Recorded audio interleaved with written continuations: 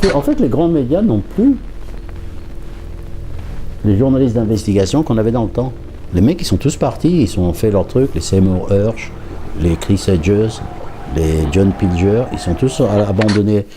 Il n'y a plus de mecs comme avant, des journalistes, des grandes plumes dans les médias mainstream aujourd'hui. Ça n'existe plus. Le modèle économique a changé en fait.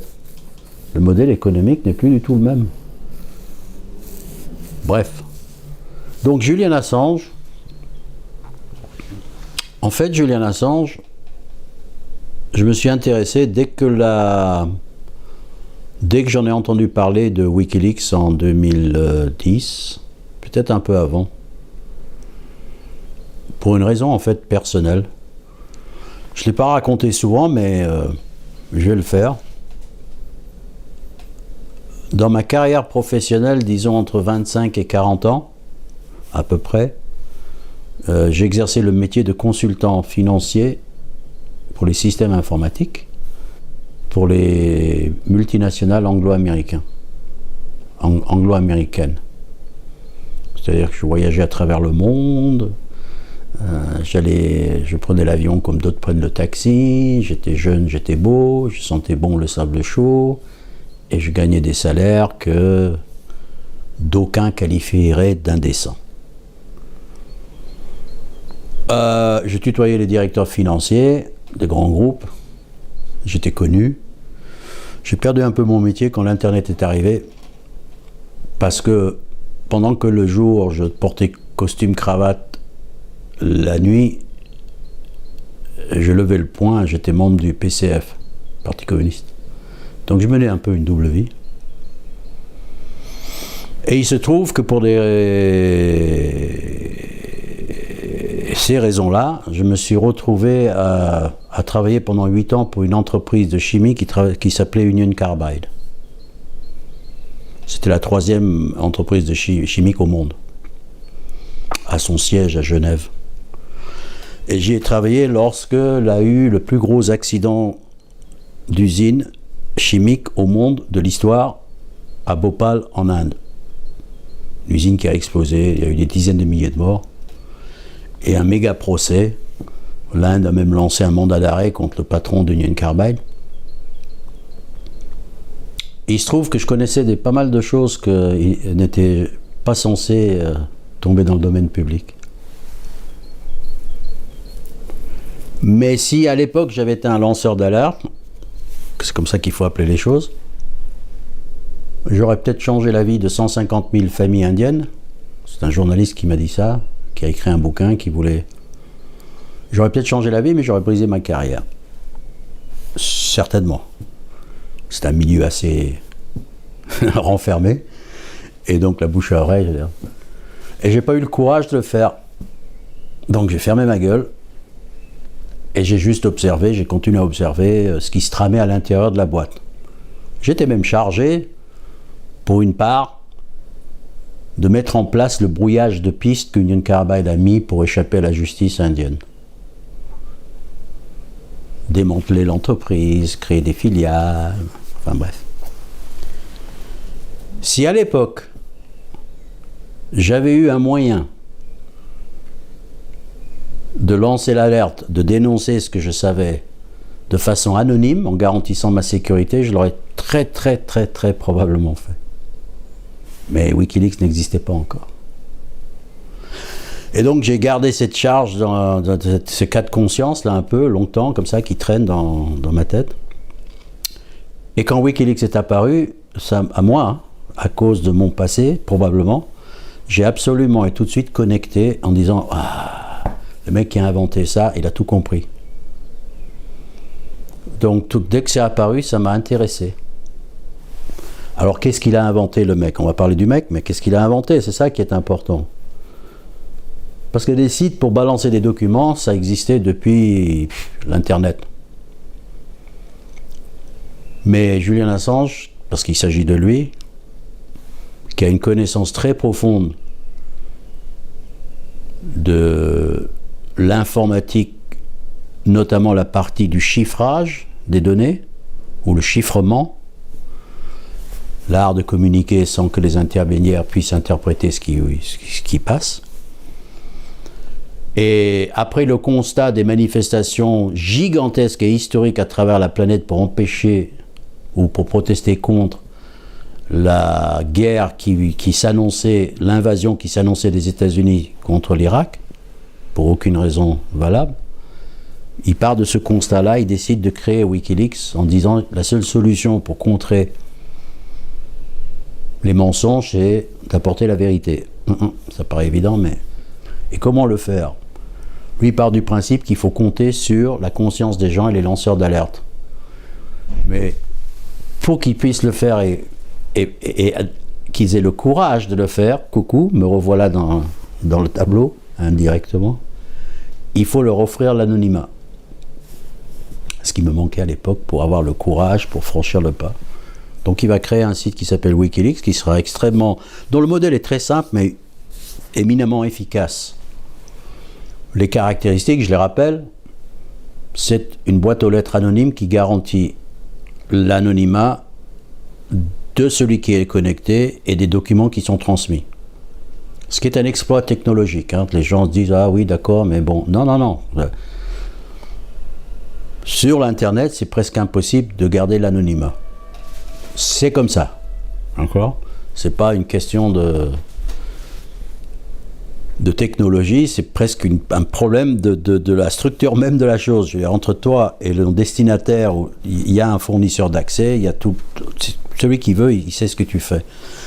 Et donc Wikileaks, et grâce à la technicité, la capacité technique de Julian Assange, vont réussir à créer ce qu'on croyait impossible, la possibilité. Pariant sur le fait qu'en garantissant l'anonymat, on va obtenir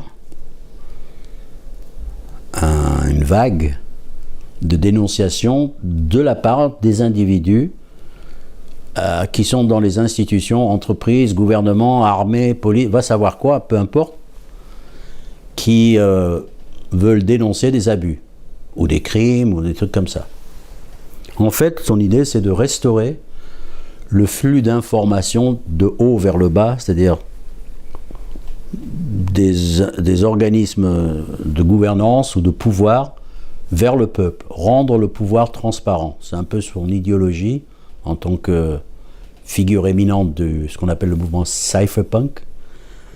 Cypherpunk, à ne pas confondre avec cyberpunk. Cypher, c'est le préfixe qui signifie chiffrement, le chiffrage, le codage des données. Et en fait, c'est un mouvement qui préconise la protection des individus, la communication des individus face à la surveillance de l'État.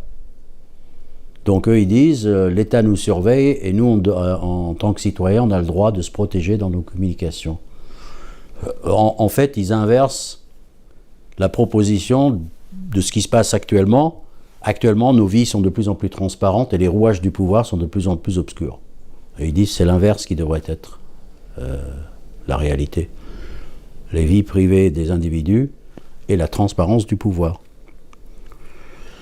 Et pour rendre la transparence du pouvoir, le pouvoir n'a pas tendance à vouloir se rendre transparent. La tendance est même de plus en plus forte pour que les pouvoirs réclament le droit d'agir dans l'opacité. Je crois que c'est devenu une tendance maintenant. On ne se pose même plus la question. Quand un président français, pour lutter contre une pandémie, se réunit tous les mardis avec un conseil de guerre pour lutter contre un virus, tu te dis, pourquoi? Ou quand il se réunit comme plus récemment avec une dizaine de rédacteurs en chef des médias, mais dans le secret, pourquoi?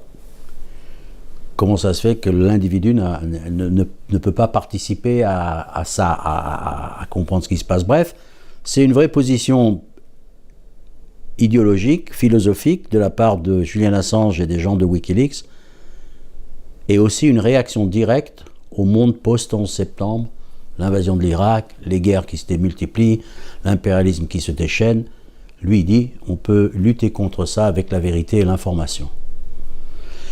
Et il y a la pierre angulaire de la construction de Wikileaks et de Julian Assange, c'est tout part de l'information.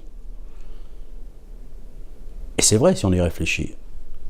Comment est-ce que je combats une injustice si je ne suis pas au courant de cette injustice? Alors bien sûr, il y a des tas de couches qui te freinent dans ton action qui brouillent ta vision de la réalité n'empêche que l'information, c'est la base. Tu peux faire des choses par intuition, mais c'est quand même la connaissance qui te fait bouger, quand tu sais que, etc. D'accord ? Et que l'information, il crée carrément, d'ailleurs dans sa tête, et je pense que c'est intéressant, carrément une relation étroite entre l'information et la démocratie. Un peuple mal informé prend de mauvaises décisions. Il dit même, alors c'est moi qui le paraphrase pour simplifier l'idée, mais comment tu mesures le degré de démocratie dans une société ? Objectivement, c'est-à-dire comme tu mesurerais la hauteur d'une porte ou la largeur. Est-ce qu'il y a un outil qui te permet de mesurer et pas quelque chose d'intuitif Et lui, il répond, oui, c'est la quantité de l'information qui circule librement. C'est vrai, quand on y pense, une société démocratique où les rapports sociaux sont sains, normalement, l'information, à part les secrets militaires de défense, etc., ultra sophistiqués, on ne devrait pas avoir grand-chose à se cacher. Au contraire, l'acte de transparence est en soi une contribution à la démocratie. Je t'explique comment les choses se passent pour que tu puisses mieux comprendre la situation. Même moi, j'allais dire, si j'exerçais le pouvoir, je crois que j'opterais pour une transparence maximum pour que les gens comprennent à quoi je suis confronté. C'est-à-dire que s'ils ne sont pas contents du travail que je fais, encore faut-il savoir quel est le travail que je fais et comment je l'accomplis. Donc j'aurais tendance à communiquer en expliquant, en révélant comment ça marche, quoi. Est-ce que l'information, personne, je crois, n'a rien eu à gagner à être ignorant. L'ignorance ne sert à personne. Je ne sais pas d'où j'ai lu cette phrase, c'est probablement pas de moi, mais... Et on touche à quelque chose de fondamental, mine de rien. Et je crois que nous avons, quand Wikileaks est apparu sur la scène internationale, nous avons tous sous-estimé la puissance de feu que représentait cette organisation, somme toute assez petite, mais avec une idée simple, aller révolutionner le journalisme du XXIe siècle. Et même les rapports internationaux, je prétends que les révélations de Wikileaks ont encore des échos aujourd'hui.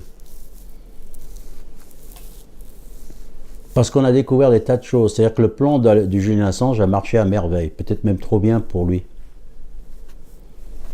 Il y a des gens qui ont dit, ouais, effectivement, il y a des choses à dénoncer. Alors on connaît les révélations sur Irak, etc., Afghanistan, mais il y en a eu pendant 10 ans, il y a eu 10 millions de documents. En fait, la première chose qu'on a découvert, c'est l'écart monumental entre ce qu'on nous racontait dans les médias institutionnels, y compris quand ils faisaient des révélations, et ce qui se passait réellement lorsqu'on se livre à de véritables révélations. C'est-à-dire que, en gros, c'était encore pire que ce que vous croyez. Et non seulement c'était pire que ce que vous croyez, mais on sentait quand même qu'il y avait une absence de volonté des médias institutionnels de participer in fine à cette opération de rendre les rouages transparents. Certes, en 2010, ils se sont jetés sur l'aubaine de Wikileaks qui offrait des scoops, mais très vite, ils ont compris qu'ils ne jouaient pas dans la même cour que Wikileaks. Et là, il faudrait presque partir dans une tangente en expliquant, et ce n'est pas des conjectures de ma part, c'est des admissions de la grande presse elle-même, comme le New York Times récemment qui a dit, mais nous, on ne révèle jamais un document classifié sans avoir donné un coup de fil au gouvernement, au département d'État ou au Pentagone. C'est-à-dire qu'il y a une confusion dans l'esprit des gens qu'il faut qu'ils comprennent. Dans les médias institutionnels, toute révélation qui toucherait au fonctionnement des rouages, au fonctionnement du pouvoir et au rouage du pouvoir, a forcément obtenu l'aval d'un secteur de ce pouvoir. C'est comme ça que ça se passe. Aucun journaliste travaillant dans le New York Times ou dans le Monde ne va mettre sa carrière en danger pour révéler un truc dont il saurait qu'on risque de lui tomber dessus de façon sévère. C'est pas vrai, ça n'existe pas. Ces journalistes-là, ces Superman de l'information, c'était une autre génération et c'était une autre époque. C'est plus le cas aujourd'hui. Wikileaks arrive et dire non, on s'en fiche complètement. On n'a pas de compte à rendre à des actionnaires. Nos financeurs, c'est le public.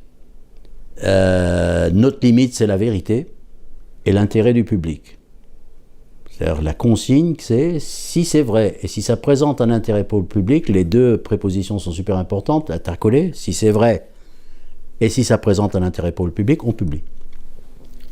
Et là, on se rend compte qu'en fait, ils étaient à des années-lumière des pratiques de... Parce que, tu sais, c'est une anecdote, mais ça va illustrer parfaitement ce que je suis en train de dire. Lorsque le fameux soldat Bradley Manning, Chelsea Manning aujourd'hui, Bradley Manning à l'époque, qui a fourni les fameux documents Irak, Afghanistan, en fait, il est d'abord allé se présenter au Washington Post et au New York Times. Il les a d'abord proposés aux médias institutionnels. Et ils ont refusé. Autrement dit, si Wikileaks n'avait pas été là, nous n'en saurions rien et Bradley Manning serait probablement en tôle pour le reste de sa vie. Parce qu'il l'aurait attrapé et on n'en aurait jamais rien su.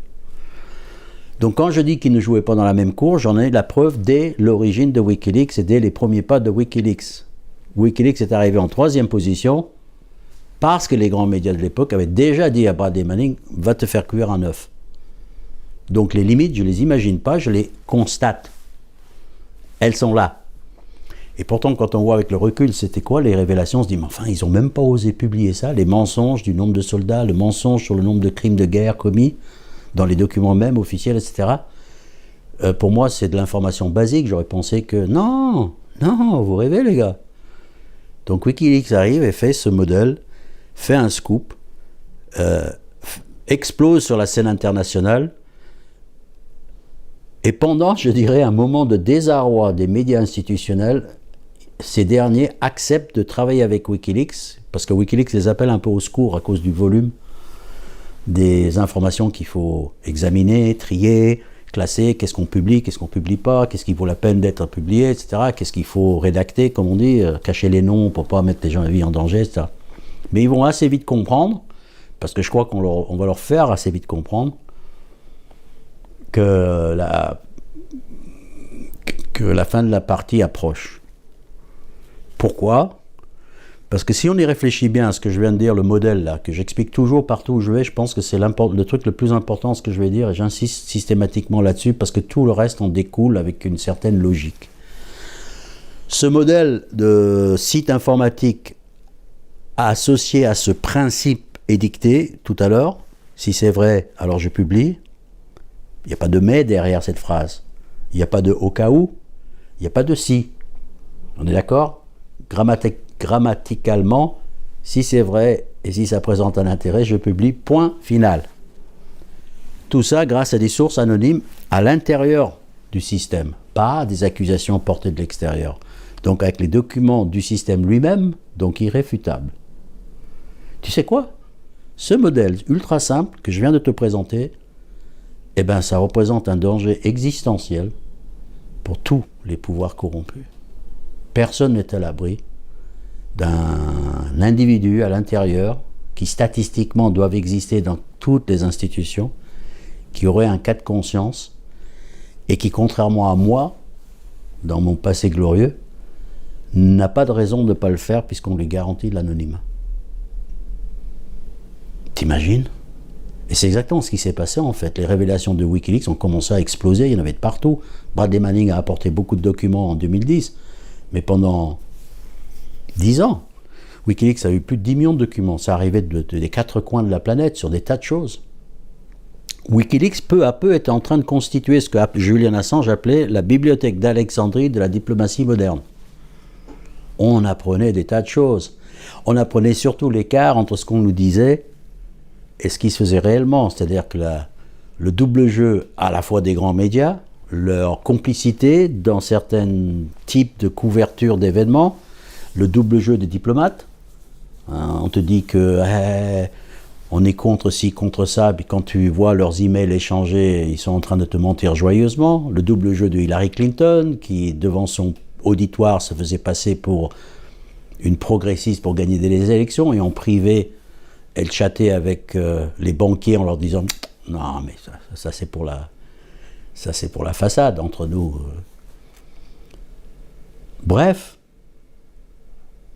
dans un monde normal, on aurait dit Wikileaks a apporté une bouffée d'air frais.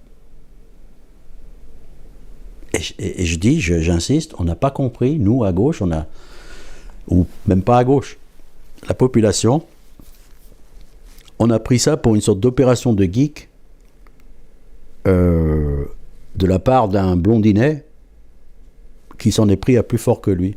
C'est pas ça du tout. C'est pas ça du tout. Je dis et j'affirme que l'outil anti-impérialiste le plus efficace, le plus puissant, le plus novateur, le plus conséquent que nous ayons vu apparaître sur la scène internationale, c'est Wikileaks en 2010. Je vais jusqu'à là. Wikileaks a arrêté les guerres. Hein. La guerre en Irak, c'est à cause des révélations de Wikileaks. Combien d'organisations peuvent se targuer d'avoir arrêté les guerres impérialistes? Et on parle d'une poignée de branquignoles, si je puis dire. En comparaison, les effets, la preuve est dans le pudding. Je veux dire, quand tu obtiens de tels résultats, c'est que tu es efficace. C'est pas des vœux pieux, quoi. De toute façon, encore une fois, la vérité est dans le pudding. Il suffit de juger le niveau de répression qu'ils ont subi. Et ça aussi, ça aurait dû nous mettre la puce à l'oreille. S'ils n'avaient pas été aussi dangereux, s'ils n'avaient pas représenté une menace existentielle, perçue ou réelle, je dis peu importe, hein, parce que quand quelqu'un te perçoit comme une menace existentielle, c'est peut-être vrai, c'est peut-être faux, mais en tout cas, c'est comme ça qu'il le perçoit, et c'est dans ces conditions objectives-là que ça va se jouer. Les États-Unis, en l'occurrence, puisqu'il s'agit d'eux, au premier chef, vont s'organiser très rapidement pour littéralement faire la peau à Wikileaks et de remettre au pas les éventuelles traînes savates des médias institutionnels qui n'auraient pas encore compris qu'il y a des limites. Et les limites, c'est nous, entre guillemets, le pouvoir qui les fixons. Et je rattrape un peu le wagon de départ. Ne croyez pas que les révélations sont d'authentiques. Elles sont toujours, quasiment toujours, là, servies par un secteur du pouvoir pour essayer d'influencer un autre secteur. C'est des jeux de pouvoir encore. Il n'y a que Wikileaks qui est arrivé. Nous, on ne connaît ni Dieu ni maître. On publie la vérité à partir du moment où il y a un intérêt public. Ça veut dire qu'on ne publie pas les photos d'une princesse au sein nu sur une plage, parce que pas d'intérêt pour le public. On ne publie pas les codes secrets nucléaires, aucun intérêt pour le public, etc. Donc, les deux phrases ensemble, un intérêt pour le public. Et la répression va s'organiser très vite. En fait, même pire que ça, en 2007, alors que Wikileaks n'était même pas connu du grand public, Wikileaks a été créé en 2006, a explosé sur la scène en 2010, mais dès le 2007, le Pentagone avait commandité une enquête pour juger de la dangerosité de Wikileaks. Avant même que Wikileaks soit connu. Autrement dit, eux, là-haut, dans les cieux, ils ont tout de suite reniflé que ça risquait de leur poser un problème. La preuve, la suite leur prouva qu'ils avaient raison. Et les Américains vont consacrer littéralement dès 2010-2011, ils vont monter une équipe de 120 agents des 12 services de renseignement américains, ça veut dire 10, en moyenne 10 par service, pour abattre Wikileaks. On dit, et j'ai tendance à y croire, on dit que c'est plus que ce que les États-Unis avaient mobilisé pour la traque de Ben Laden. C'est pour dire les enjeux.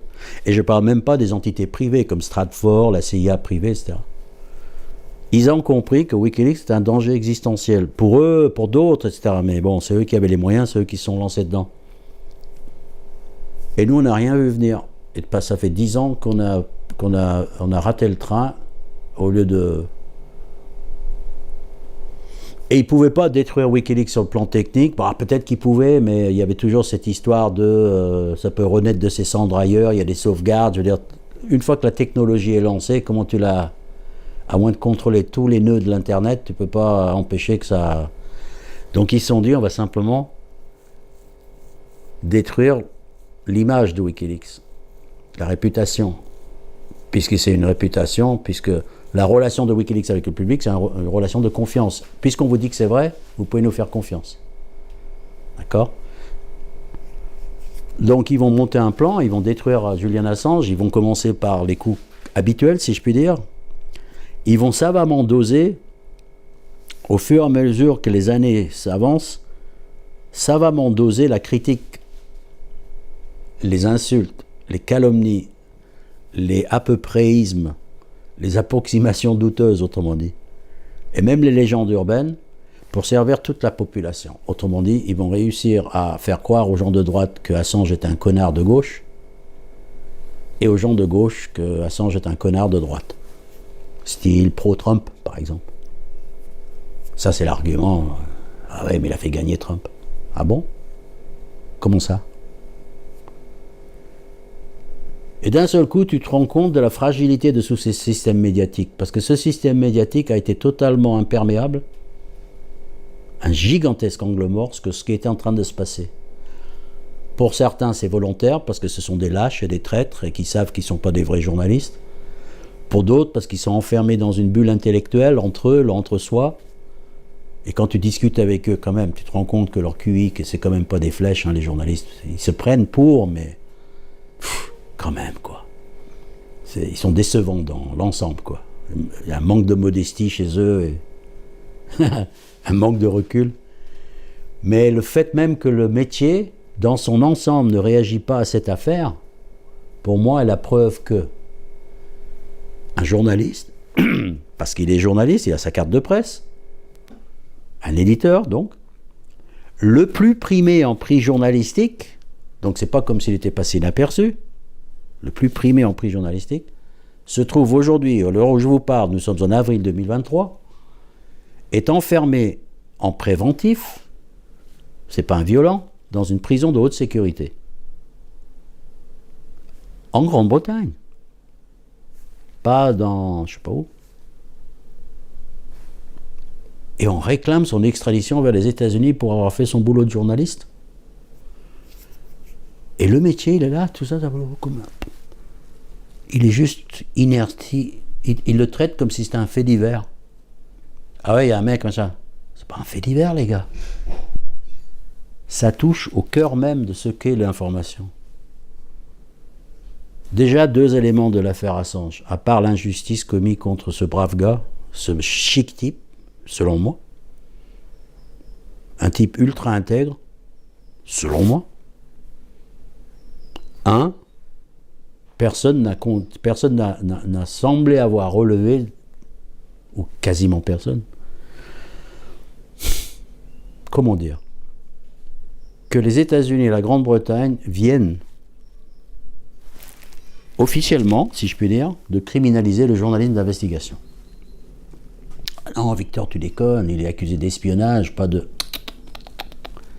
C'est comme ça qu'on vous roule dans la farine, les gars.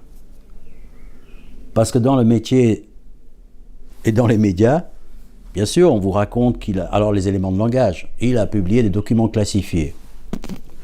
Prout-prout, hein, documents classifiés, c'est... Maintenant, si tu décortiques et tu te fais du... Tu déconstruis les éléments de langage, commençons par dire c'est quoi un document classifié ? Qui a décidé de le classifier ? Quelle valeur juridique ça a, une classification ? Tu veux dire par là qu'un fonctionnaire dans un bureau a le droit de classifier un document, et moi, en tant que public, en tant que citoyen, au service de qui ce fonctionnaire travaille, j'ai pas le droit de savoir ?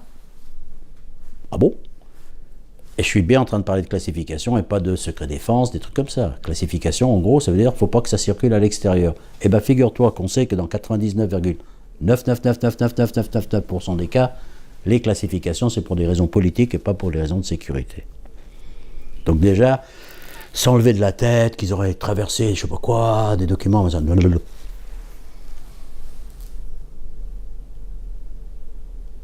les éléments de langage, il aurait publié des documents classifiés, ils auraient balancé des noms, ils auraient fait ci, ils auraient fait ça. Bref, il y a une campagne qui va s'enclencher, pire que ça, avec la participation de la presse elle-même, qui va relayer, qui va réécrire l'histoire. C'est encore pire que ça. Non seulement ils vont trahir Wikileaks, dont ils ont profité gratuitement pendant toute l'année 2010 avec des gigantesques scoops, mais ils vont réécrire l'histoire. Parce que moi, j'ai la chronologie encore en tête, et tous ceux qui ont suivi l'affaire connaissent la chronologie. Ils savent qui a fait quoi et quand. Wikileaks aurait balancé des documents non censurés, non expurgés sur Internet. Mais non, pas Wikileaks qui l'a fait, c'est Cryptome. Et comment Cryptome l'a fait? Grâce à un journaliste connard de Guardian qui s'appelle Luke Harding et et David Lee, qui trouvent le moyen d'écrire un bouquin en mettant sur le tête de chapitre le mot de passe qu'Assange leur avait confié pour accéder aux archives. Ah, tu penses bien qu'il y a des doués, là-bas, qui ont dit « c'est quoi cette tête de chapitre un peu bizarre qui ressemblait vraiment à un mot de passe, hein, point d'exclamation, arrobase, une phrase... » Est-ce que ça aurait un rapport avec Wikileaks? Parce qu'ils savaient que les journalistes travaillaient avec Wikileaks. Alors les mecs, ils font peut-être ben oui, peut-être ben que non, on va essayer, et poum, oh chouette, ça marche. Cryptome s'en vante. Cryptome, c'est un site un peu concurrent, si tu veux. Et ils publient, ils balancent tout. Grâce à des journalistes du Guardian. Ou à cause d'eux, plutôt. Ça, c'est la chronologie. C'est tellement vrai que le responsable de Cryptome est allé au procès d'Assange, a témoigné au procès d'Assange en disant « mais c'est moi qui l'ai fait arrêter de l'accuser, c'est moi qui ai balancé ça ». Il a même, récemment, demandé d'être inculpé par le département de justice, le patron de Andrew Young, Paul Young. Je ne sais plus son prénom. Il a demandé à être inculpé par le département de justice. Il se porte volontaire pour être inculpé avec Julian Assange. Tellement il insiste, c'est nous qui l'avons fait. Ben, tu sais quoi? Ils ont réécrit l'histoire, notamment Luke Harding et David Lee. Parce qu'il fallait bien qu'ils réécrivent l'histoire pour couvrir leur monumentale bévue. Et jamais ils l'admettront. Et le reste du métier, ne connaissent pas. Les fact-checkers dans l'affaire Assange, ça n'existe pas. Hein. Est-ce que quelqu'un a fact-checké si vraiment 2 femmes ont porté plainte pour viol contre Julian Assange? C'est un truc qui a tourné pendant 10 ans sur la presse. Mais si, il y avait une affaire. Non, il n'y avait pas. T'as beau le dire, t'as beau le répéter, t'as beau avoir lu les dépositions des femmes, t'as beau avoir lu les dépositions d'Assange, t'as beau avoir comparé le tout, et t'as beau avoir l'esprit clair, tu vois quand même les abrutis et les éléments de langage qui se répètent en boucle. On comprend pourquoi. On voulait le détruire. La plus belle destruction d'un beau gars, c'est de dire qu'il avait, d'un journaliste un peu le rockstar de l'année 2010, il a violé non pas 1, mais 2 femmes en 1 semaine. Donc, voilà. Et tu peux plus prendre sa défense, tu te fais attaquer dans les manifs quand tu portes une banderole par des gens qui te disent tu défends un violeur. En fait, c'est un cas d'école de comment ils nous ont roulé dans la farine. C'est important pour moi parce que on a tendance, et j'ai eu tendance, notamment à gauche ou dans les médias alternatifs, à se positionner un peu comme insensible ou moins sensible aux campagnes médiatiques. Nous, on est au-dessus de ça, tu vois. On a des esprits critiques, à nous, on ne nous la fait pas. Le commun des mortels, oui, mais pas nous. Attends, Eh ben, tu sais quoi? On est tombé dans le fucking panneau comme n'importe quel clampin qui fait pas attention à ce qu'il regarde.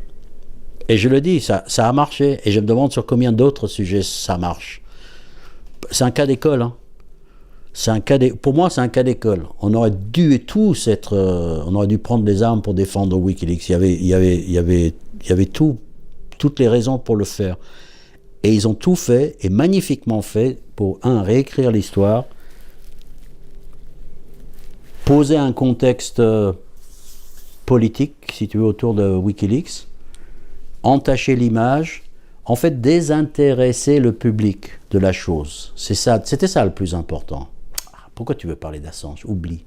C'est un fait divers, de temps en temps on va t'en parler, mais il y a tellement d'autres choses qui sont intéressantes. Pourquoi tu veux parler de l'expérience la plus innovante, la plus révolutionnaire et la plus conséquente du XXIe siècle qui combattaient pour le droit de savoir, finalement, est-ce que tu as vraiment le droit de savoir? Est-ce que c'est si important que ça de savoir? Parlons d'autre chose. Et disparaît lentement de la culture populaire quelque chose dont on ne faisait que parler de ça à l'époque en 2010. Les gens qui n'avaient pas l'âge ne peuvent pas comprendre à quel point Wikileaks faisait la une des journaux. Tous les journaux faisaient la une de Wikileaks, quoi. Et maintenant, tu poses la question aux gens, ouais, je sais pas. C'est terrible comme constat, à quel point on n'a pas vu venir la chose. Donc, criminalisation du journalisme d'investigation. Je suis parti en tangente, je reviens. Criminalisation du journalisme d'investigation. Comment? Et c'est une pièce qui est tellement finement jouée que si on n'a pas l'oreille collée au sol et si on ne suit pas l'affaire de près, c'est pour ça que je dis que c'est un modèle que tous les journalistes devraient comprendre comment le département de justice roule les journalistes actuels, journalistes, entre guillemets, actuels dans la farine. Julian Assange a volé des documents, publié des documents classifiés, il a fait de l'espionnage. Poum, plam, poum, ça s'arrête là et les mecs ils répètent en boucle. Ils n'ont pas le temps, ça ne les intéresse pas, ou ils n'ont rien compris, peu importe.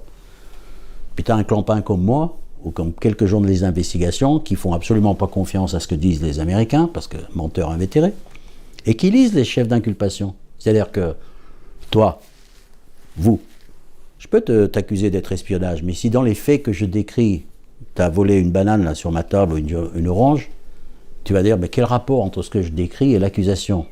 Et tu auras raison. Et c'est exactement ce qui se passe avec Julian Assange. C'est-à-dire que derrière les fanfaronnades et les déclarations, ils ont espionné, qu'est-ce qui est décrit dans les chefs d'inculpation? C'est là que les journalistes d'investigation, moi, je me contente de répéter ma légitimité dans cette affaire. Ils te disent, mais ils décrivent une journée ordinaire de travail d'un journaliste d'investigation. Il n'y a rien d'espionnagieux dans les faits reprochés à Julian Assange. Ils sont en train de camoufler derrière des trucs, sécurité d'État, etc. Ils sont en train de dire, ce que vous avez fait, monsieur, c'est illégal. On considère que c'est illégal. Et les journalistes d'investigation répondent, mais comment ça peut être illégal? C'est ce que nous faisons tous les jours comme gagne-pain. Exemple. Un des chefs d'inculpation contre Assange, qui peut lui valoir 10 ans de prison dans un supermax américaine, c'est pas n'importe quoi les supermax américains, c'est des prisons construites expressément pour que les détenus ne puissent pas voir le ciel. Pour te dire l'esprit qui y règne, hein, ça c'est presque un détail par rapport au reste. Bref, un des chefs d'inculpation décrit un échange, parce que Bradley Manning s'est fait coincer par les services de sécurité américains, ce lanceur d'alerte, parce qu'il a fait une imprudence, il a commis une imprudence en se confiant sur un forum infesté d'agents du FBI. Donc ils ont pu, disons, retracer son activité et son interaction avec Wikileaks.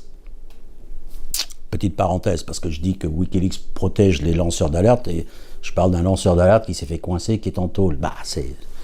C'est ce lanceur d'alerte qui a fait une imprudence. Je veux dire, Wikileaks ne peut protéger que la partie connexion. Un connectique ne peut pas protéger ce que vous faites chez vous. C'est clair.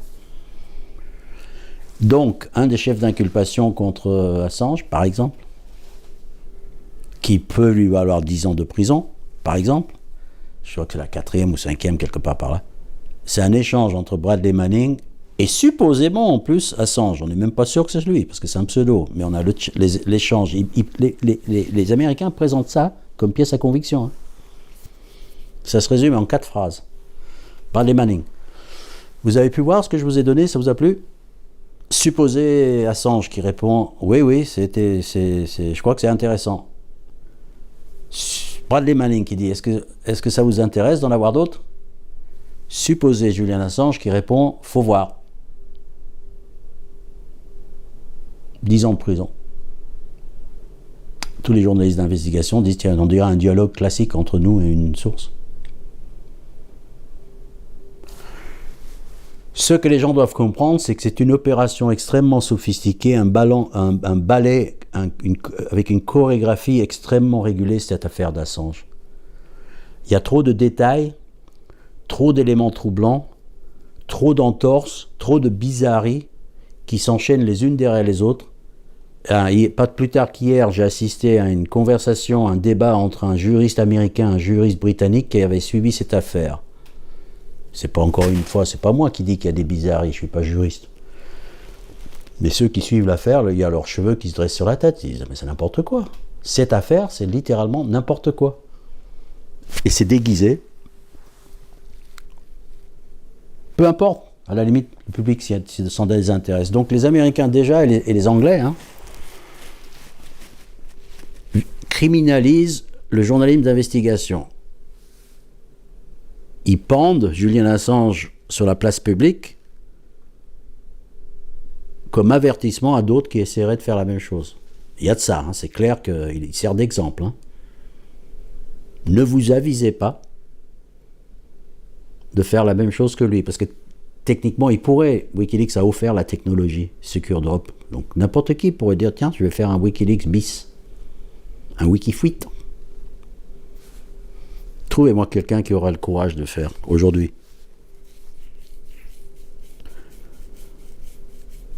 Non seulement ils ont criminalisé le journalisme d'investigation, qu'ils ont lancé un avertissement, une mise en garde aux vrais journalistes, qui eux s'affolent de cette affaire, contrairement à cette aristocratie médiatico-journalistique. Mais ils le font de façon extraterritoriale. Personne ne percute sur le fait, mais comment ça se fait que les Américains peuvent exercer une prétention à réclamer un journaliste australien travaillant en Angleterre, qui n'a pratiquement jamais mis les pieds aux États-Unis et dont l'entreprise se situe en Islande. Ça n'a pas l'air de gêner qui que ce soit. Alors évidemment, comme ça, l'élément de langage. Oui, mais il a espionné les États-Unis. D'abord, il n'a pas espionné. Oui, mais il a publié des documents classifiés. Classifié veut rien dire. Qu'est-ce qui te reste là? Qu'est-ce que tu as d'autre comme argument? De quel droit ils viennent chercher un Australien? En fait, c'est un kidnapping. Il faut rappeler, là, du coup, il va être... ils ont un projet de l'extrader, entre guillemets. Les États-Unis tentent de faire extrader, et encore, ils le font très lentement, au ralenti. C'est évident. Pour que l'affaire ne prenne pas d'ampleur, mais surtout parce que la punition est déjà dans la procédure. On va t'en faire chier un maximum, mon bonhomme, pour ce que tu as fait. On t'a mis dans une prison de haute sécurité. Une prison de haute sécurité, c'est pas une prison normale du tout. Que fait un journaliste dans une prison Il n'est même pas condamné. Il est en préventif. Et dans une prison britannique, les gens en préventif ont moins de droits que les droits communs condamnés. Donc il est encore plus maltraité que les criminels, les tueurs en série et les terroristes qui sont enfermés autour de lui dans la prison de Belmarsh. Il n'y a aucun cas dans le monde occidental où quelqu'un se retrouve enfermé dans une prison de haute sécurité en préventif. Ça n'existe pas. Comme son nom l'indique, prison de haute sécurité, réservée à certains types de détenus particulièrement dangereux, agressifs. C'est-à-dire que même le personnel de la prison ne peut plus leur faire confiance. Qu'est-ce que fait Julian Assange là-dedans?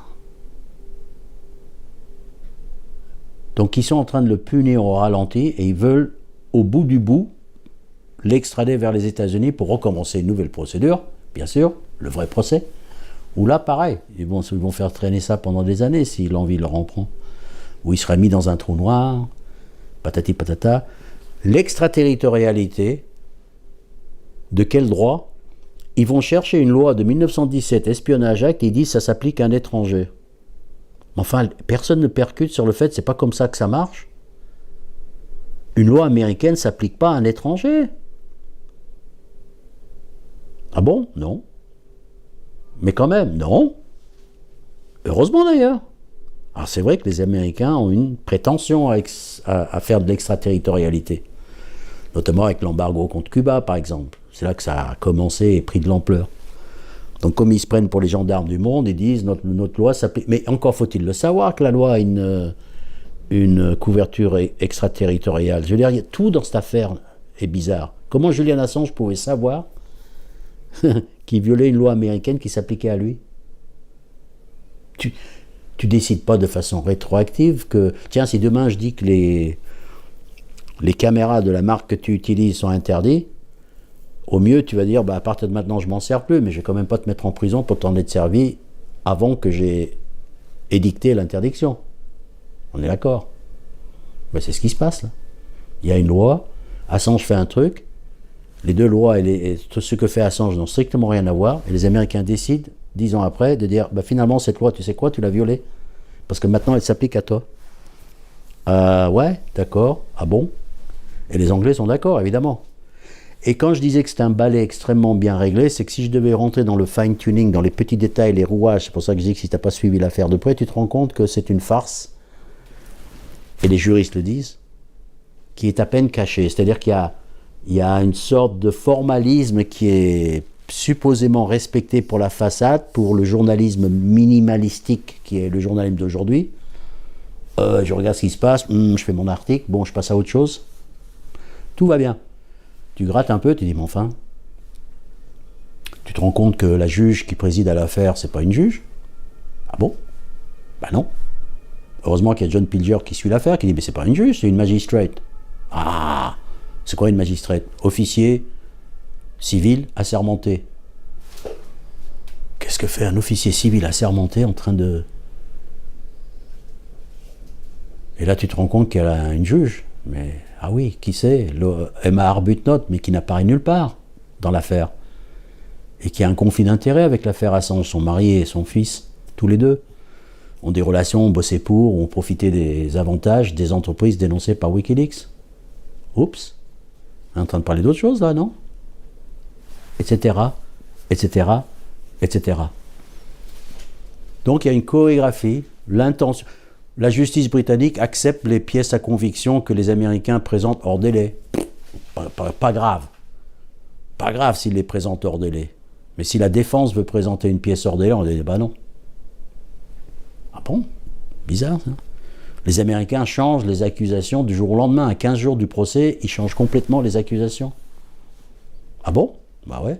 Les témoins convoqués par la défense, appelés par la défense plutôt, ont témoigné, déposé des témoignages écrits et se sont préparés à répondre à tout, sauf aux nouvelles accusations que les Américains balancent, par exemple. Ils ne sont même pas préparés. Heureusement que c'était des grosses pointures, que les mecs ils répondaient, quoi. Mais dans un procès normal, les gens, ils auraient été complètement déstabilisés. Ah bon? J'étais venu pour témoigner que ce n'était pas un. Et maintenant, on voulait accuser de ça. Comment je fais, moi? Je ne sais pas. Non, aucun problème. Il fait des attaques cérébrales en direct. Il est tellement déglingue qu'il ne se souvient plus de sa date de naissance. Tu crois qu'il y a un juge qui se pose la question, mais comment ça se fait que l'accusé qui n'est pas en comparution immédiate suite à une bagarre, qui est au bon soin du système pénitentiaire britannique depuis 5 ans, il entame sa 5e année, comment ça se fait que vous me l'amenez dans cet état? Pourquoi il est déglingué comme ça? Non, personne ne se pose la question, il n'y a pas un seul sourcil qui se lève. Le mec est en train de mourir à petit feu sous leurs yeux. Et le système ne se pose pas de questions. Le système est entièrement dédié et consacré. Et je parle là des Britanniques. Je crois qu'ils veulent sa mort. Il n'y a pas d'autre explication.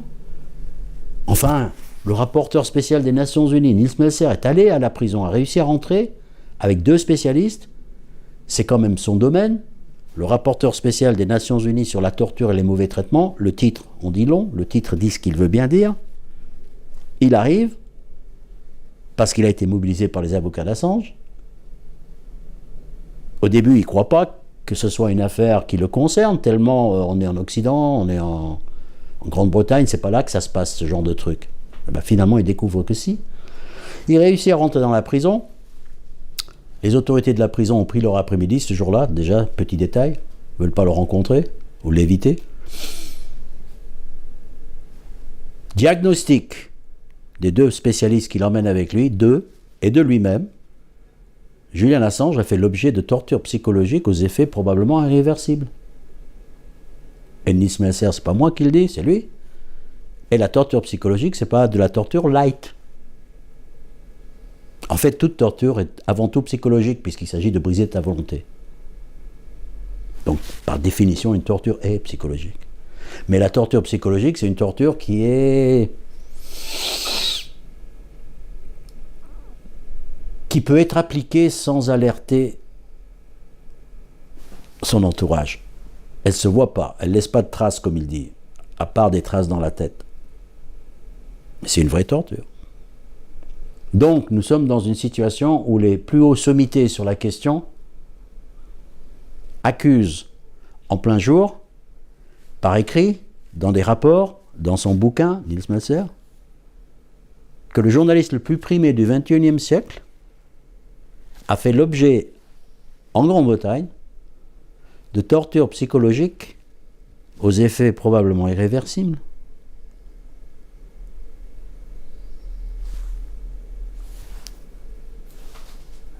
Où est la profession? Tu entends quelque chose? Est-ce que il y a comme le bruit d'une... C'est une plume. C'est un arbre géant qui devrait tomber dans la forêt. Tout le monde devrait l'entendre. Et là, c'est juste...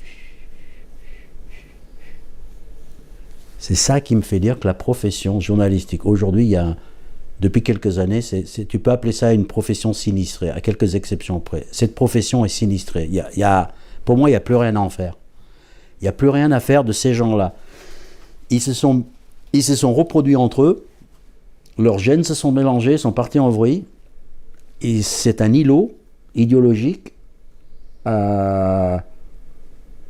Tu sais, comme certaines entreprises, ils ont une culture d'entreprise, ils embauchent des mecs qui ont à peu près la même tronche, qui portent les mêmes t-shirts, les mêmes machins, tout ça. Il y a une culture d'entreprise, ça existe, des profils. C'est pas n'importe qui se fait embaucher par Google, par Apple, machin, truc, etc. IBM.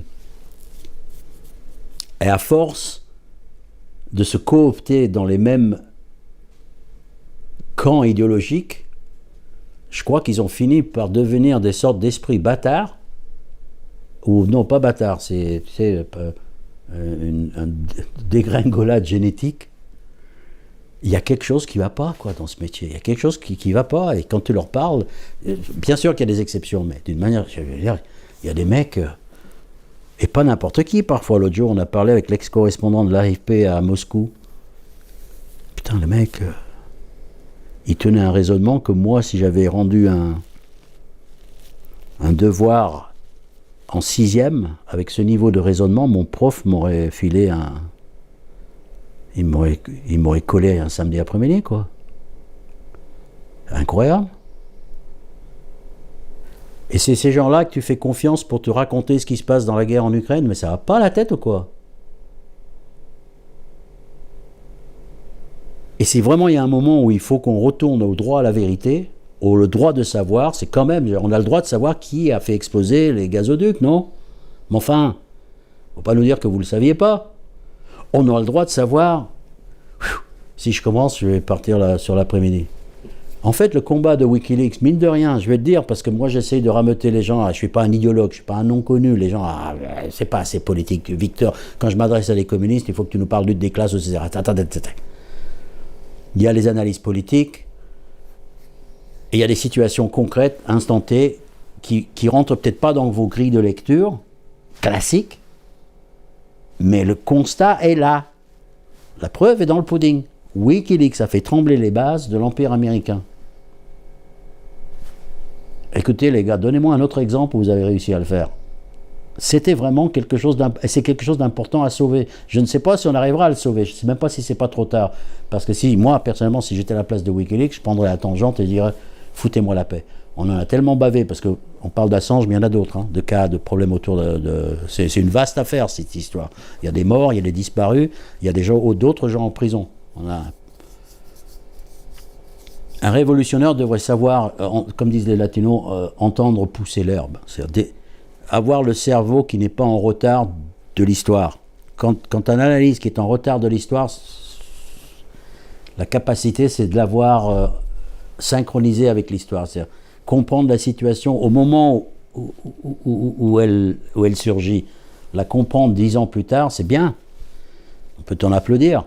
Mais ça ne sert à rien, parce que la situation présente a déjà changé. Donc il y a une capacité qu'il faut absolument cultiver, et c'est ça la différence entre les Fidel Castro et j'ai failli citer le nom de certains dirigeants chez nous, cette capacité à entendre l'herbe pousser.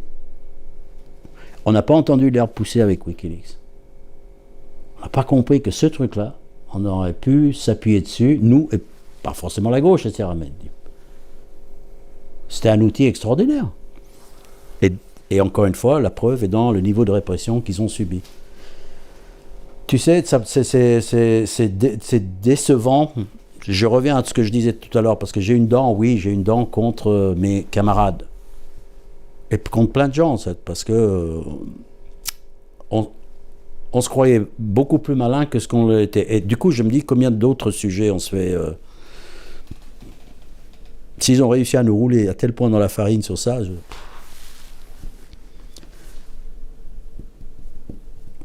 Donc il y a une sorte d'urgence. Alors, urgence, machin, truc. Alors, est-ce qu'on sauvera Julian Assange? Je ne sais pas. L'Empire, quand l'Empire a planté ses crocs dans... Et Mumia Jamal, il en sait quelque chose. Georges Ibrahim Abdallah, il en sait quelque chose. Il y a beaucoup de gens qui en savent quelque chose. Quand l'Empire américain a planté ses crocs, tu ne fais pas lâcher prise comme ça. Tu sais que le plus grand coup jamais porté contre la CIA, d'après le directeur de la CIA de l'époque, c'est Wikileaks qui l'a porté? Combien sommes-nous à savoir que le plus gros coup jamais porté contre la CIA, c'est Wikileaks en 2017? Ah bon? Ils ne savent même pas ça. On ne sait même pas ça. Tu te déclares anti-impérialiste et tu ne sais même pas que le plus gros coup, etc. Ah, les mecs, vous n'avez rien compris. Vous êtes en train de me parler de... Donc on a raté le train, donc ils se sont vengés, donc le plus grand journaliste du XXIe siècle, le plus intransigeant, le plus éthique, on l'a abandonné à son sort, en se laissant influencer par les médias mainstream, putain. Les clowns. Donc, est-ce qu'on le sauvera? J'en sais rien, mais il y a au moins une chose à faire, à mon avis, c'est de faire en sorte qu'il ne parte pas dans le silence. C'était ça l'objectif à l'origine.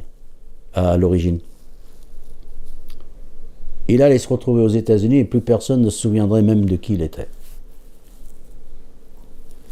Et ensuite, s'en prendre peut-être et probablement aux autres de Wikileaks, parce qu'il y en a 2 ou 3 derrière qui...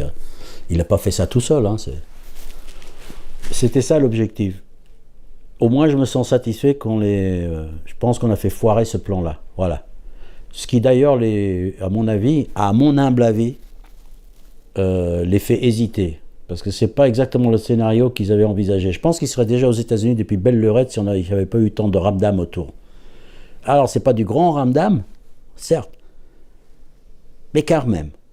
Et quand même, revenir sur le rôle des grands médias dans qui se sont comportés, et je pèse mes mots, comme des crapules dans cette affaire. Pourquoi? Parce que Julian Assange,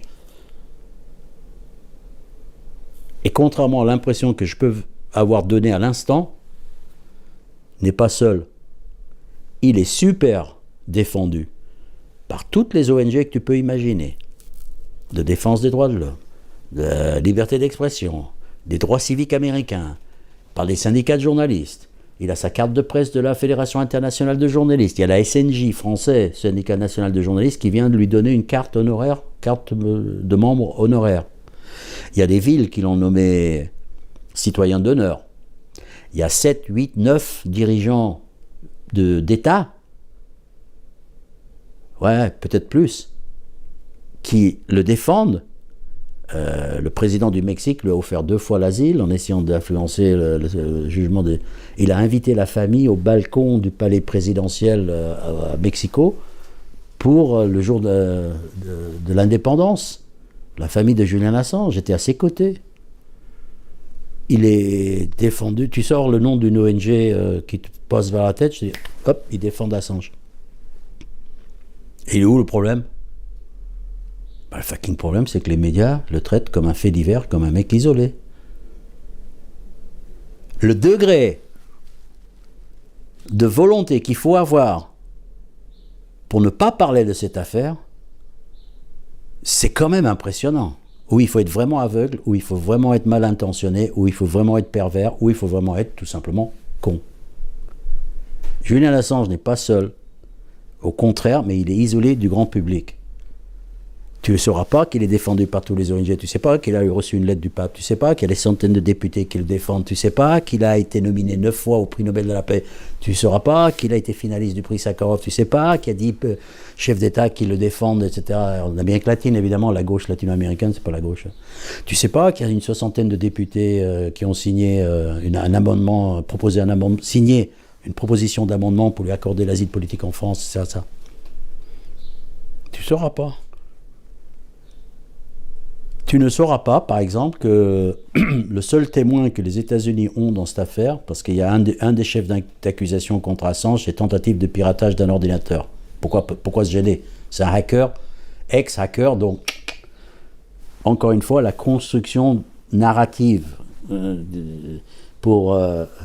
comme élément de propagande est superbement, très finement joué. Les gens savent plus ou moins que c'est un hacker, donc, dans sa jeunesse, rien à voir avec Wikileaks. Donc une accusation de piratage, pourquoi pas? On rajoute ça paraît logique. Seulement voilà, le scénario qui est décrit, c'est Julian Assange aurait demandé à quelqu'un, et on va revenir sur ce quelqu'un, de pirater un ordinateur. Petite parenthèse, et c'est toujours des détails qui font rire, c'est même pas un ordinateur situé aux États-Unis. Donc quand je parle d'extraterritorialité, c'est comme une bille de billard, c'est par plusieurs bandes. Donc c'est un ordinateur qui se trouvait en Islande. Les Islandais n'ont aucune dent contre Julian Assange, mais pourquoi se gêner? Et les États-Unis pouvant être plus royalistes que le roi, l'Islande ne l'accuse de rien, mais les États-Unis l'accusent au nom de l'Islande d'avoir piraté des ordinateurs en Islande. Ok.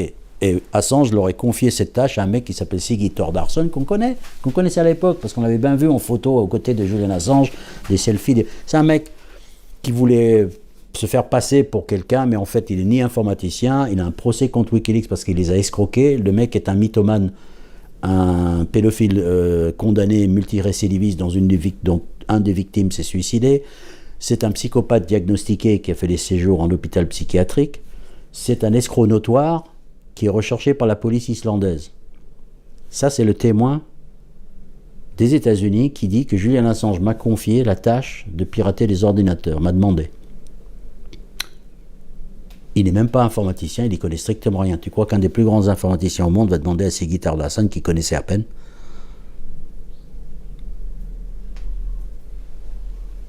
Mais le plus drôle vient après, comme tout dans cette affaire. Quand tu commences à raconter une histoire, il y a toujours un truc plus drôle qui vient après. En juin 2021, un journaliste islandais trouve Siggy Thordarson qui est en cavale, puisque c'est un escroc notoire. Le mec, il a même escroqué ses propres avocats en imitant leur signature. C'est un psychopathe. Il trouve Siggy Thordarson et l'interview, et au cours de la conversation, l'autre, il commence à parler d'Assange, et puis il avoue qu'il a menti. Ce qui est pas on le savait, mais bon, il avoue. Et le journaliste, qui est pas con, parce qu'il sait qu'il a affaire à un psychopathe, donc un psychopathe ment quand il ment, ou est-ce qu'il ment quand il dit qu'il ment, tu sais pas trop. Et donc Siggy va lui fournir les preuves, 20 000 pages de documents, paraît-il, c'est le journaliste qui raconte ça dans une interview. Donc depuis 2021, juin 2021, nous savons que le seul témoin des États-Unis contre Assange a avoué avoir menti. Le dossier en fait se dégonfle tous les jours, un peu plus. Des fausses accusations de piratage, d'espionnage, qui ne sont que des descriptions de journalisme d'investigation dans les faits. Un témoin qui n'était d'abord jamais crédible et qui vient d'avouer, preuve à l'appui qu'il a menti. Un journaliste islandais qui prétend, j'étais pas là, mais qui prétend avoir communiqué cette information à tous les grands médias. Un journaliste qui est allé jusqu'au tribunal à Londres pour taper sur l'épaule des journalistes mainstream pour leur dire « Hey, j'ai un scoop ». Et cette information n'a été relayée jusqu'à ce jour, 2 ans plus tard, par aucun média mainstream. Un élément aussi factuel, tu n'arrives pas à le faire passer. Imagine ce que c'est que pour faire passer des éléments, j'allais dire, un peu plus compliqués, un peu plus sophistiqués, un peu plus nécessitant un peu plus d'explications. Il n'y a pas de débat ouvert là-dessus.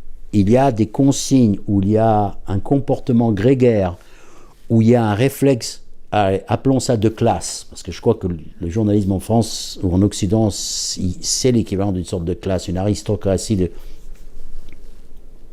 est en train de jouer à fond. Tu sais, j'ai bien utilisé cette image, je vais faire partir en tangente, 30 secondes si tu permets. J'aime raconter des raisons pédagogiques, je les raconte souvent comme ça. On a tous vu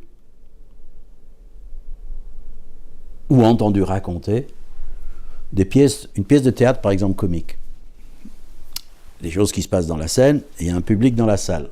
Et à un moment donné, il y a un brouhaha dans la salle. Quelqu'un qui se fâche, une histoire, des gens qui se mettent à crier, etc.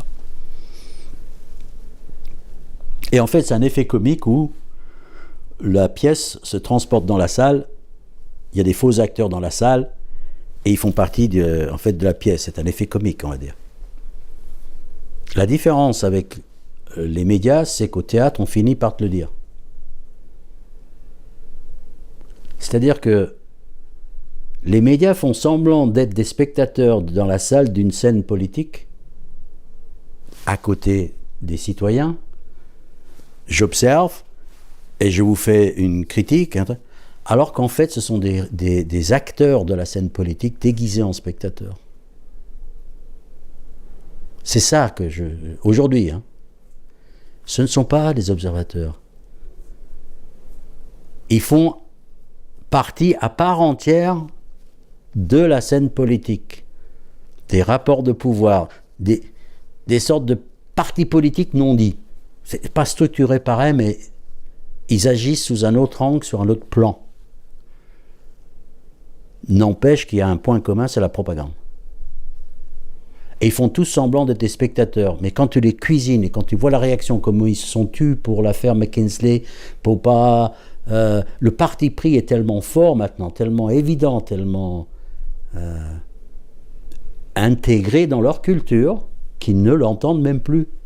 Ils sont absolument persuadés d'être des gens super impartiaux, super objectifs, ou quand ils ne le sont pas, c'est pour la bonne cause, et ils sont dans une sorte d'ambiance où ils s'élèveraient vers la lumière, et au bout de la lumière, il y a l'impartialité, c'est eux, quoi. C'est terrible, cette autosuffisance, et cette absence de doute totale, c'est terrifiant. Combien de fois j'en ai qui voulaient m'expliquer des choses sur des sujets dont je connaissais 10 fois plus qu'eux, sur lesquels je connaissais 10 fois plus de choses que ça. Non. Et donc, dans cette affaire Assange, ils ont participé à quelques exceptions près. Le journaliste de Der Spiegel qui est venu, qui était partenaire de Wikileaks, est venu au procès défendre Assange, etc. Mais tous les autres, ils n'ont même pas eu l'élégance de gentleman. C'est ça aussi qui me dit que c'est un métier sinistré, parce que leur comportement humain, oublions la partie politique, leur comportement humain a été en dessous de tout. Ils se sont comportés comme des gens de peu. J'utilise souvent cette expression, je l'aime beaucoup. C'est faussement gentil, comme certaines chansons d'Alain Souchon. T'as l'impression de... Mais c'est pour moi des gens de peu. Sachant qu'il est officiellement poursuivi pour des documents que eux-mêmes ont publiés. Tu crois qu'il y en a un seul qui soit allé voir le département de justice américain en disant si vous arrêtez Assange, il faut nous arrêter aussi, quoi. Qui ait eu l'élégance, j'appelle ça de l'élégance. Comme des lâches, ils se sont barrés, ils l'ont montré du doigt en disant c'est vrai que c'est un méchant, c'est pas bien ce qu'il a fait. Ils s'en sont lavés les mains, et certains d'entre eux ont réécrit l'histoire. Et sont allés même jusqu'à écrire des articles bidons comme Luke Harding. La charge a été menée par des crapules comme Luke Harding, qui n'est pas n'importe qui, c'est le directeur du département d'investigation du grand quotidien britannique, The Guardian, qui est l'équivalent du Monde, pour dire à quel niveau on est en train de taper là. On n'est pas en train de taper d'un scribouillard qui se dit je vais faire un article comme ça, je vais toucher ma pige, et puis je vais passer à autre chose. Non, le responsable du département d'investigation. Le mec, il se fend d'un article bidon en 2018 pour accuser Assange d'avoir reçu des visiteurs russes et le directeur de campagne de Paul Manafort, le directeur de campagne de Trump qui s'appelle Paul Manafort. Entre guillemets, bien entendu, pour conforter l'idée que Assange a des amitiés avec les Trumpistes, et en plus le Russiagate, tout ça, ça pas... Enfin, ils sont dingues ou quoi? Il n'y a aucune trace d'une visite de Paul Manafort ou de Russes à l'ambassade d'Équateur quand Assange s'y est trouvé. Bien sûr que non, jamais. Et ça l'empêche pas d'aller jusqu'à décrire la couleur de pantalon que portait Manafort. Hein. Beige, si ça t'intéresse. Le degré de crapulerie dans cette affaire est tellement élevé, tellement scandaleux, le comportement est tellement révélateur, on a tout à y gagner à l'étudier. Parce que tu sais, toi comme moi, on n'a pas le temps de suivre tout. D'accord? Je comprends. Je suis le premier à râler que les journées ne font que 24 heures. Alors comment tu fais? Moi, je prends exemple, et bon, mon exemple commence à tomber à l'eau parce que les avancées technologiques font que mon exemple va... Mais peu importe, je la garde parce que je crois que... Je prends exemple sur les astrophysiciens. Quand ils avaient que des télescopes, tu crois qu'ils balayaient le ciel systématiquement, millimètre par millimètre, en faisant tout le truc pour voir... Tu peux pas. Il y a des milliards d'étoiles. Qu'est-ce qu'ils font? Ils prennent un coin du ciel, pointent le télescope pendant des jours, sinon des semaines, sinon des mois, étudient à fond, dans toutes les gammes de lumière, et extrapolent. Partant du principe que c'est amas d'étoiles, c'est les vrais. Bien sûr qu'il y a des objets exceptionnels, etc., mais d'autres, mais moi je me concentre là-dessus. Parce que dans ce coin de mon ciel, les lois de la physique sont les mêmes que de l'autre bout de l'univers. C'est ça l'idée. Hein. Et moi, en géopolitique, j'ai des coins de ciel comme ça, qui m'apprennent plein de choses, que je n'ai pas besoin d'étudier toutes les... Parce que c'est des événements, des faits, des situations ultra révélatrices qui révèlent des vérités profondes, des rapports de force que ensuite tu peux transposer et des mentalités et des idéologies. Par exemple, Cuba.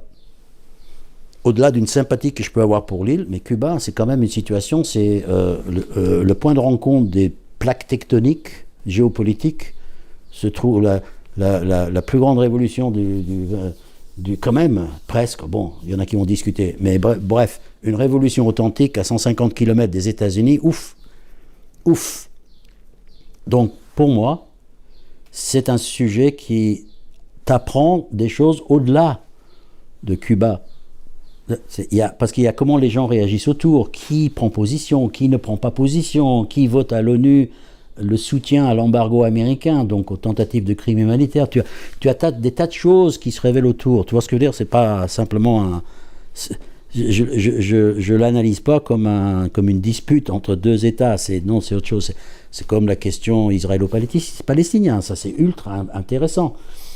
Déjà le phénomène, mais surtout comment les gens réagissent par rapport.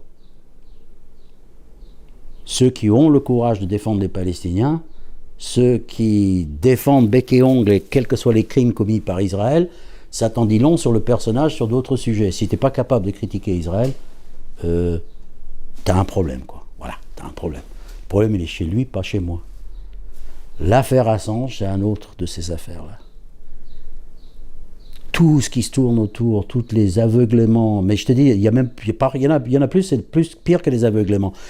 Les journalistes à la pointe actuellement, ils sont un peu éparpillés, il y a les rédactions, ils font des déclarations, mais c'est des déclarations molles, du style ça nous plaît pas, mais on n'est pas vraiment concerné. Ce qui est vrai d'ailleurs qu'ils ne soient pas concernés, parce qu'ils ne font pas le même métier que Wikileaks, donc ils ne sont pas vraiment concernés. Ils ne sont pas concernés parce qu'ils ne feraient jamais ce qu'a fait Wikileaks. Donc ok, de ce point de vue-là, vous avez raison. Mais les journalistes de Bellingcat, tu sais, cette organisation de fact-checkers britanniques que d'aucuns accusent d'être une émanation des services secrets, et quand je dis que d'aucuns accusent, c'est pas n'importe qui, hein, c'est UK Declassified et The Grey Zone, qui sont quand même des journalistes d'investigation de très haut niveau, qui sont arrivés à la conclusion que c'était des émanations des services secrets américains. En France, on a l'équivalent qui s'appelle Conspiracy Watch, hein, tout le monde connaît, les pseudo-chasseurs de conspirationnistes, qui ont pignon sur rue, invités à la télé, machin, c'est des rigolos en fait quand tu les prends un par un. Et les mecs, sciemment, ils répondent, là, actuellement, au moment où je te parle, des mensonges sur Julian Assange. C'est-à-dire qu'eux, c'est une attaque frontale. Hein, pour eux, c'est un ennemi. Et tout ça relève d'une certaine logique, quoi. Je veux dire, tu as beau leur apporter... Tu essayes de leur apporter une contradiction. La première chose qui te bloque sur les réseaux sociaux, ils veulent rien savoir. Des choses factuelles, hein, je parle même pas des grandes... Je les vois régulièrement balancer des fausses informations, des rumeurs dont on savait, des légendes urbaines, etc. Donc il y a quand même des journalistes qui sont en mission anti-Wikileaks, hein, aujourd'hui encore. Et c'est pas pour rien. Est-ce qu'ils prendraient la peine de continuer à enfoncer un mec qui apparemment est déjà à genoux? Je dis, c'est un excellent révélateur de qui est qui.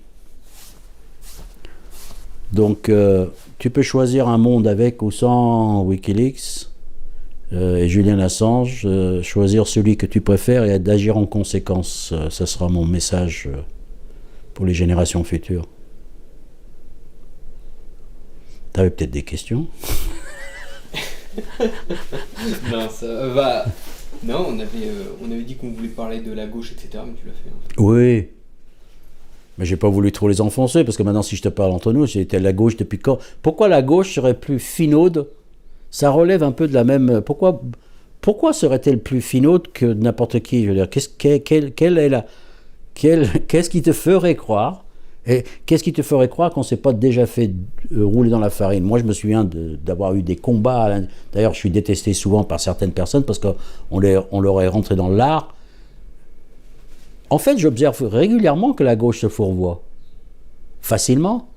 Il y a une certaine tendance. Elle n'a pas la capacité. Comment je vais tourner ça? La force, la capacité, la lucidité, le courage de résister aux actions de terrorisme intellectuel que les médias lui imposent. Ça, c'est aussi les élites de ces partis et de ces mouvements. Non, ça peut se passer au niveau... ça peut se passer à tous les niveaux. À mon expérience, hein. Le mec qui se met à saper sur Cuba parce qu'ils ont arrêté les journalistes. Mais quand des journalistes avec des guillemets, et puis tu apprends qu'en fait c'était pas des journalistes, c'était des blogueurs déjà pour commencer, et puis que les mecs ils avaient laissé passer à l'ambassade des États-Unis, et patati patata. L'affaire est con, mais par confort intellectuel, on va pas trop s'engager, etc. Il y a une certaine, les Cubains, c'est les Cubains qui me l'ont dit. On dirait qu'ils se sont jamais remis. Bon, je répète et paraphrase. On dirait qu'ils se sont jamais remis, qu'ils continuent de porter la croix du soutien à l'Union soviétique stalinienne. Ils en sont encore à vouloir se faire pardonner, donc parfois ils en font plus. Tu peux pas dire que le Dalai Lama c'est un tête de con, parce que c'en est un. Il n'est pas du tout le mec. Tu peux pas émettre des doutes sur le génocide des Ouïghours en Chine, non pas parce que tu as une sympathie pour les Chinois, mais parce que tu te demandes pourquoi ils feraient ça, et aussi parce que tu retrouves tous les éléments constitutifs d'une expérience personnelle qui était en 1980 et quelques la fausse accusation de génocide lancée contre le Nicaragua des Indiens Miskitos. On y était, on savait s'il y avait génocide ou pas. Mais tu retrouves les mêmes noms, des Glucksmann, le papa, les machins trucs, les mêmes pétitions, les mêmes trucs, les mêmes officines qui racontent les mêmes trucs, et toujours la même question qui plane, pourquoi c'est quoi le problème, etc. Et tu as des doutes, et t'as un pote qui y va et qui dit les gens ils ont l'air de prier tranquillement dans la rue, je vois des barbus, on m'a dit qu'ils n'avaient pas le droit de porter les barbes, a dit quelqu'un, un sommité du... etc. Je crois que c'est le manque, je crois que c'est le manque d'internationalisme. Pourquoi? Parce que l'internationalisme te fait confronter à deux choses, à une autre réalité, souvent plus claire à interpréter qu'ici, parce que les rapports de classe en Amérique du Sud, elles n'étaient pas camouflées. Hein. Donc tu les vois avec les clivages, où les pièces se glissent entre elles, et où les points de rupture, tu vois des tas de choses qu'ici c'est complètement fou, parce que la propagande est plus sophistiquée, parce qu'on est plus riche, parce qu'on est... On peut voir aussi, sûrement, dans les pays, par exemple en Amérique, comme on voit le mouvement social actuel. Exact, et puis le regard qu'eux portent sur nous, parce que je veux dire... moi je me souviens toujours de cette phrase, bon c'est un Européen, mais je pense qu'il parlait au nom de toute la gauche latino-américaine, Saramago, prix Nobel de littérature, Le problème avec la gauche européenne, c'est qu'elle n'a pas la moindre putain d'idée du monde dans lequel elle vit. Et j'adhère à ça, en partie. Bon, je dis la gauche, les gens vont ça. Mais il y a de vrai en ça. C'est-à-dire que moi, je vois un véritable clivage idéologique, ou un problème. Clivage idéologique, c'est peut-être trop fort, mais un problème d'interprétation du monde entre tous les copains, et j'en ai un paquet, qui ont fait de l'internationalisme et ceux qui ne l'ont jamais fait. En fait, le clivage est là. C'est-à-dire qu'il y a les sédentaires et il y a les internationalistes.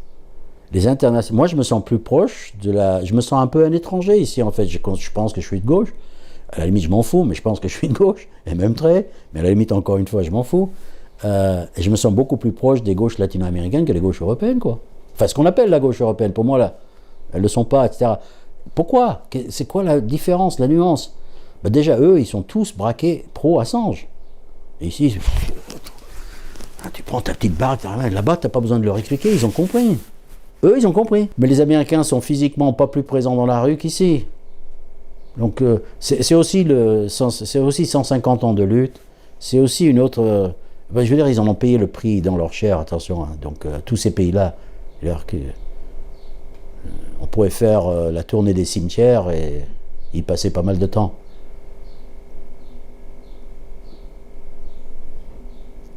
Il y a une sorte de... On n'a pas développé les anticorps. Voilà, tu as pas utilisé une image un peu d'actualité, si je puis dire. Je crois qu'on n'a pas développé encore les anticorps qui permettent de lire entre les lignes, de déceler le vrai du faux, de renifler venant de loin les campagnes de propagande sophistiquées. Comme je disais, le journalisme d'aujourd'hui mainstream, c'est avant tout une nouvelle forme d'intervention politique. Ce ne sont plus des observateurs. L'analyse classique, c'est de dire c'est des observateurs partiaux quand on critique.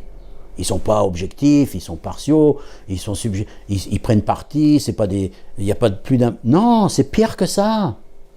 Ce sont des acteurs à part entière qui font semblant d'être des spectateurs. Je le crois. C'est nous qui avons un train de retard sur l'analyse de la situation présente. Et puis là, on peut voir avec ce qui se passe depuis un an en Ukraine. Mais là, mais c'est un...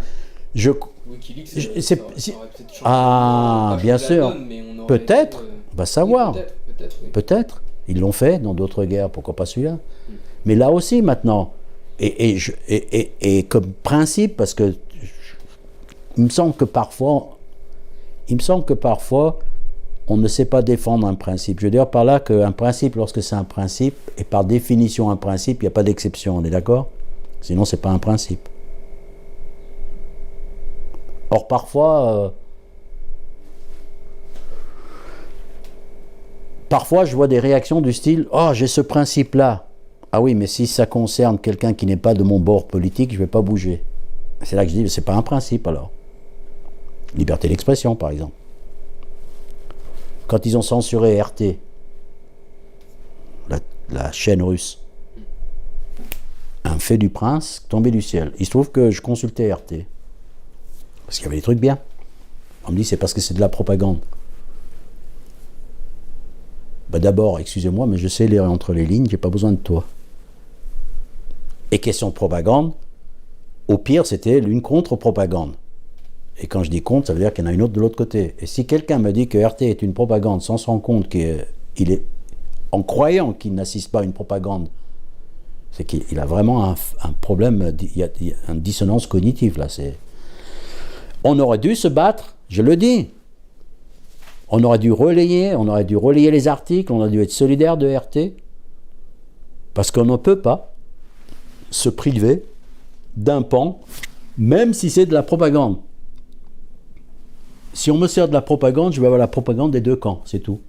Et je ne veux pas avoir la propagande d'un seul camp. Et les deux propagandes, est-ce qu'elles s'annulent? Je ne crois pas. Je ne crois pas que c'est comme ça que ça se passe. Mais en tout cas, la lecture entre les lignes permet de... c'est mieux que... Alors que ce flot-là, ce gloubi-boulga ininterrompu, non-stop, sur Zelensky, sur les armes, sur la victoire, non-victoire, la contre-offensive, la non-contre-offensive, je vais t'envoyer des charges, je ne vais pas t'envoyer des charges, je fais exploser le gazoduc, n'en parlons pas. Si, en parlons-en, mais on ne sait pas qui l'a fait. Si, on le sait, mais on ne peut pas vous le dire. C'est une cour de récréation. On est en train de parler du nec plus ultra du journalisme français. On est dans un niveau de cours de récréation. Et il n'y en a pas un pour acheter l'autre. Hein. Il n'y en a pas un pour acheter l'autre. C'est un délire collectif qui est en train de s'emparer du point de vue médiatique. Et les gens, et beaucoup de gens, je pense qu'on n'a pas le droit, parce que c'est comme les mythes qui attaquent les poutres maîtresses de la maison. Tu peux le nier, tu peux dire je ne vais pas traiter le problème, mais un jour ça va te tomber, le toit va te tomber sur le coin. Il y a un pourrissement l'un de l'intérieur qui nous affecte, nous, y compris le camp progressiste, parce que mine de rien, quand tu n'es pas un internationaliste, quand tu ne parles pas plusieurs langues, quand tu ne peux pas lire les autres journaux, d'où tu tiens ton information? Ou est-ce que tu veux me faire croire que tu es complètement imperméable à ce que racontent les grands médias? Même si tu ne crois qu'à 90%, à 90% tu ne les crois pas, il reste les 10% que tu crois que tu devrais te méfier quand même si tu le crois, à mon avis. On a perdu la guerre de l'info, à mon avis, hein. En Occident. Hein. On a perdu la guerre de l'information. Et l'information, c'est tout, c'est ce qui... si tu te trompes sur la réalité, tu te trompes forcément sur tes choix. Je ne vois pas comment tu pourrais le... C'est pas métaphysique la politique, d'accord? C'est en fonction des relations, en fonction des rapports de force, en fonction de la situation. Enfin, j'apprends rien à personne, ça c'est évident, c'est du concret. Et le concret s'appuie sur du réel. Et le réel, ça part du savoir, de l'information. C'est pas des discours métaphysiques, là. Et l'information est la clé de tout, quoi. Y compris celle qu'on n'a pas envie d'entendre. Ça, c'est l'autre problème. Parce que quand tu le dis aux gens, il y a des comportements qu'il faudrait changer chez des tas de gens. La vérité, si quelqu'un détenait toute la vérité, rien que la vérité, ça se saurait, quoi. Donc il faut la chercher, il ne faut pas prendre du temps. C'est l'équivalent d'avoir des bonnes habitudes de consommation. Sauf qu'au lieu d'aller au marché t'acheter des légumes, tu vas là où tu tâtes les fruits. Tu n'es pas censé le faire, mais c'est pareil pour l'information, quoi. La balle est dans le camp du consommateur, à la limite, tu vois ce que je veux dire? Il n'y a pas de sauveur suprême qui viendra lui faire, voilà. Donc à toi de faire le taf, et c'est super chronophage. D'ailleurs, c'est pour ça que je me concentre que sur 2-3 sujets, hein, dont je me sers comme petit coin du ciel, qui, par extrapolation, Cuba, Amérique latine, Julian Assange, et je vais te dire, j'en apprends des choses, hein. J'en apprends des choses. Donc, ouais, on a raté l'affaire. Oh, c'est pas trop tard, hein. J'espère qu'il y a un sursaut, j'espère que, etc., mais c'est triste en fait. Voilà. Vraiment. Et je parle même pas de ta génération qui n'a pas vécu Wikileaks, probablement. Mais il y en a d'autres qui devraient se souvenir de ça, comme on se souviendrait des attentats du 11 septembre, comme on y était, quoi. C'est pas comme si on n'y était pas. On y était. Expliquez-moi ce qui s'est passé. Et je vais te dire un truc, et ce sera peut-être pas conclusion, parce que ça va reboucler avec l'internationalisme, etc. Il fut un temps où j'avais une activité nocturne, et je prenais souvent des taxis pour rentrer. Et les chauffeurs de taxi, j'engageais toujours des conversations avec eux. J'adore. C'est un vox populi extraordinaire. Un jour, il faudra faire une émission rien que sur les chauffeurs de taxi, les interviewer. Tu pourrais faire un documentaire d'enfer. Et les mecs surtout les taxistes de nuit. Et souvent, je me débrouillais pour arriver sur le sujet de la conversation à Assange. Tu sais quoi? Et là, je peux te dire que c'est une règle quasi à 100%. Si c'était un chauffeur français, il n'en avait pas la moindre putain d'idée de qui je parlais. Si c'était un chauffeur africain ou maghrébin, ou même asiatique, ah oui, Assange, oui, Wikileaks, parce qu'ils se souvenaient. Et leurs pays ont été... Wikileaks a déclenché des révolutions de couleur, hein, a fait renverser des pouvoirs, hein, pas des révélations. Et eux, dans ces pays-là, ils s'en souviennent. Bien sûr qu'ils se souviennent. Et nous, non. Enfin bref, coupé.